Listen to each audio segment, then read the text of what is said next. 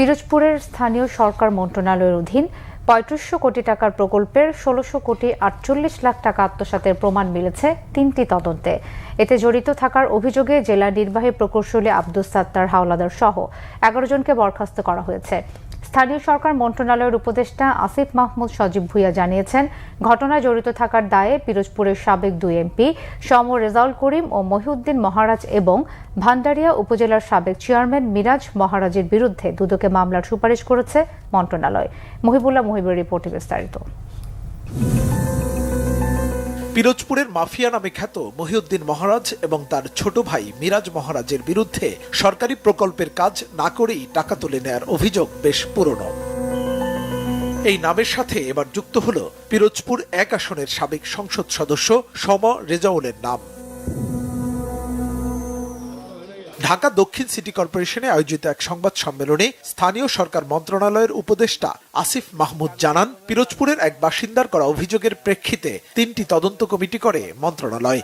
এতে দেখা যায় ১৭টি প্রকল্পের ১৮১০টি স্কিমে ৩৫৫৮ কোটি টাকার মধ্যে কাজ না করেই ১৬৫০ কোটি টাকা আত্মসাৎ করেছে মহারাজ ভ্রাতৃদ্বয় এবং সম রেজাউল।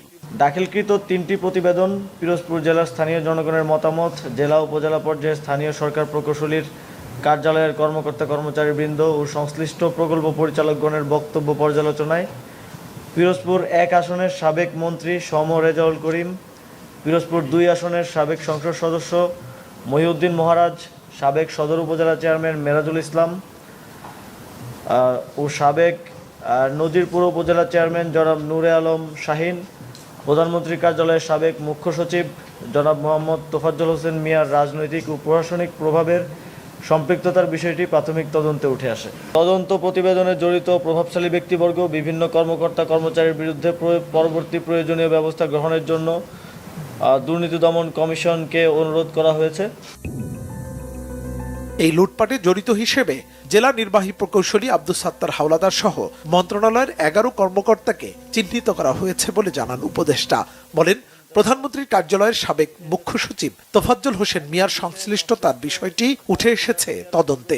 নির্বাহী প্রকৌশলী এখন পিআরএল ভোগরত, নির্বাহী প্রকৌশলীর কার্যালয় পিরোজপুর জনাব আরিফুল ইসলাম, সিনিয়র সহকারী প্রকৌশলী, নির্বাহী প্রকৌশলীর কার্যালয় পিরোজপুর, একেএম মোজাম্মেল হক খান, হিসাবরক্ষক, নির্বাহী প্রকৌশলীর কার্যালয় পিরোজপুর, জনাব মোহাম্মদ জাকির হোসেন মিয়া, সাবেক উপজেলা প্রকৌশলী নাজিরপুর উপজেলা, জনাব মোহাম্মদ বদরুল আলম, উপজেলা প্রকৌশলী ভান্ডারিয়া উপজেলা, জনাব হর্ষিত সরকার, উপজেলা প্রকৌশলী সদর উপজেলা, তাদেরকে সাময়িক বরখাস্ত করা হয়েছে।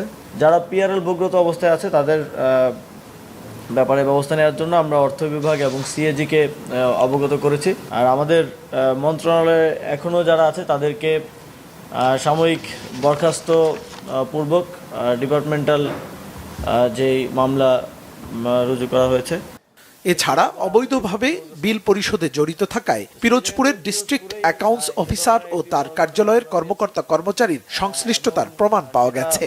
3 ধাপে তদন্তের পর আপনাদের সামনে উপস্থাপন। মুহিবুল্লাহ মুহিব, বাংলা ভিশন, ঢাকা।